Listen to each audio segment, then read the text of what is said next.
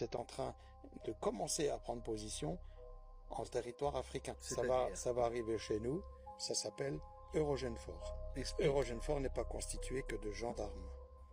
Quand ça va arriver ici, ça va faire un choc, parce que personne ne s'attend à ça. Si on regarde bien comme il faut la nature exacte de ces gens-là, si on les scanne, on va s'apercevoir qu'ils n'ont d'humain que l'apparence. Ce sont des soldats qu'on pourrait considérer comme venant de l'au-delà pour instaurer de force, par la violence, parce que c'est ultra violent, le nouvel ordre mondial. Et on les retrouve dans les liens avec les terroristes et compagnie, quoi. Donc ce sont des personnes qui sont là pour mettre en difficulté la population et l'État qui est en place. Par exemple, lorsqu'on parle de Rogenfort, tout à l'heure vous avez présenté Rogenfort comme la force de gendarmerie de l'Union européenne. Sauf que ça n'a rien à voir avec l'Union européenne.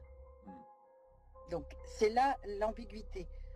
Dans le rapport du Sénat, Eurogenfor a pour origine les armées secrètes de l'OTAN, Gladio.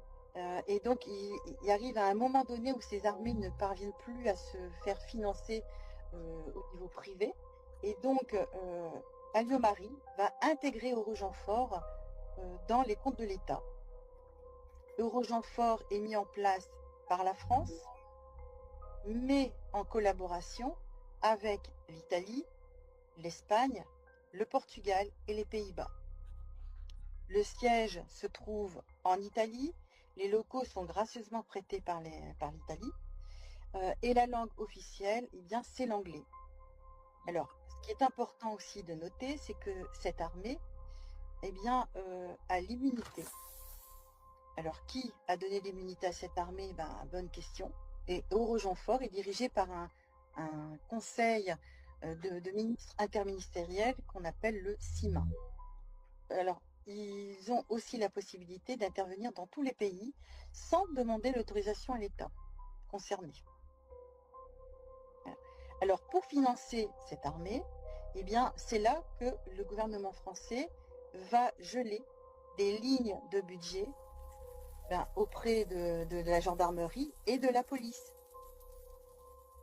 Voilà, donc c'est pour ça que notre gendarmerie, notre police va se retrouver en difficulté parce que les budgets ils vont piquer dans les budgets du ministère de l'Intérieur et aussi des armées pour pouvoir financer cette armée parallèle, puisque c'est une armée parallèle.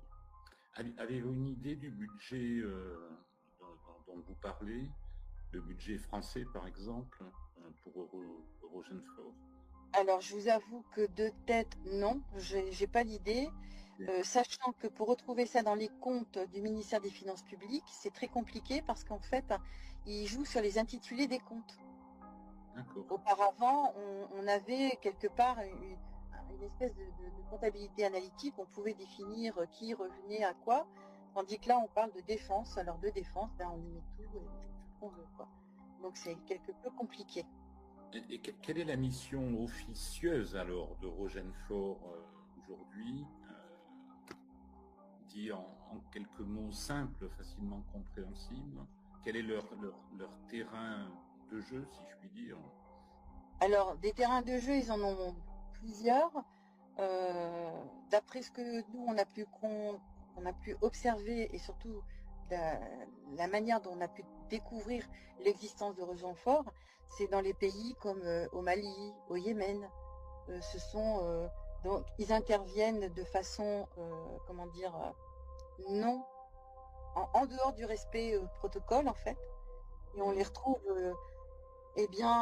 dans les liens avec les terroristes et compagnie, quoi. Donc ce sont des personnes qui sont là pour mettre en difficulté la population et l'État qui est en place. L'ONU, comme le Conseil de sécurité, comme la Cour pénale internationale, aucun ne parle d'Eurogenfor, alors que si on prend les comptes rendus du ministère des Armées, par exemple les comptes rendus de M.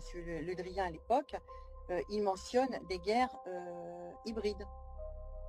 Et les guerres hybrides, c'est les guerres qui sont conduites avec nos armées conventionnelles, et à côté, on a ces armées parallèles, qui, eux, n'ont pas du tout à respecter les règles en matière de militaire. Donc ils ont le droit de faire tout ce qu'ils veulent. La nature exacte de ces gens-là, si on les scanne, on va s'apercevoir qu'ils n'ont d'humain que l'apparence.